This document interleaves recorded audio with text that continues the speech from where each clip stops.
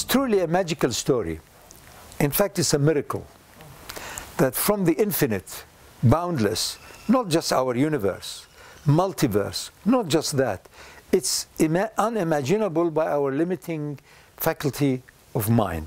Mind is there to compare A, B, and C and choose what is appropriate for that moment, because we don't like pain, we don't like suffering, we don't like darkness, we don't like all of unknown. We want to know. We want to be, knowing is connectedness. To know something, that means you're connected. Now, it's a miracle how this divine entity, from the unseen, the cosmic life and cosmic light, ends up being encapsulated in a human being.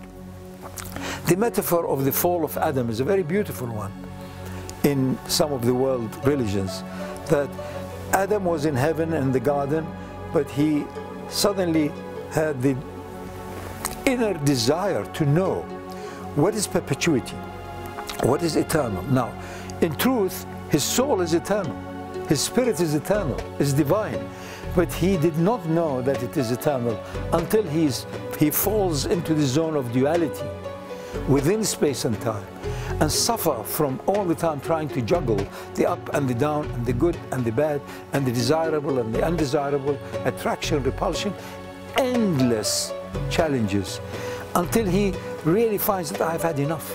Enough is enough. Please go away. Leave me. I don't want to see you anymore. I loved you before, but not anymore. Now I love something else. Now I am obsessed with the obsession itself. Now, meaning, unless you are within space and time, you will not deliberately, consciously have your inner drives and energy to get you out of space and time. Now, earlier on, 2,000–3,000 of years, people were all the time running from here to there in order to survive. If you think of the early human settlements, they only followed wherever there was ease of catching something either in the ground or foraging or digging or cultivate. Later on, cultivation came in order to survive. Now we have the luxuries. In spite of the fact that we are so many billions, we have much better opportunity to sit back and be in silence, reflect as to what is it all about. And you find that this issue of space and time is paramount. Every one of us wants to get more space, more time. And the really sad, funny part of it, most funny parts have got also a tinge of sadness.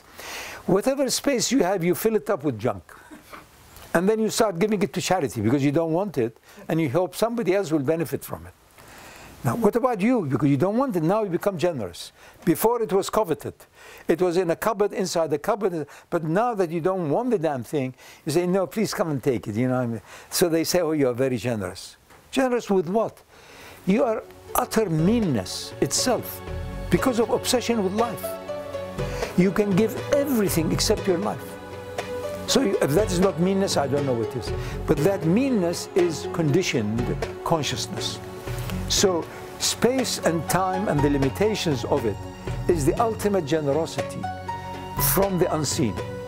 Because unless you are confined, you will not be constantly driving towards higher level of consciousness, which is beyond space and time. Pure consciousness, God consciousness, divine consciousness, cosmic consciousness is not limited to space and time.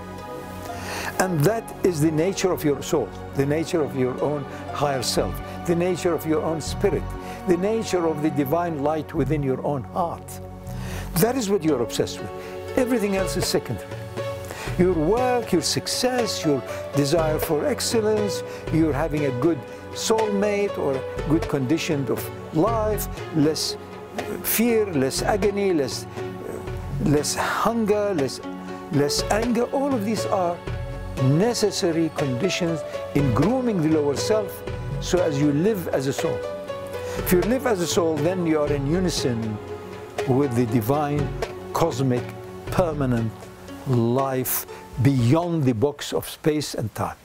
So, early on in life, you resent space and time. Get out of it, run away. The child, beyond the limit, break the barriers, break the boundaries, higher, higher, bigger, bigger, faster, faster. or slower, because they both end the same point. If you stop time, you've ended up into the infinite time. If you go beyond the speed of light, you've also gone beyond.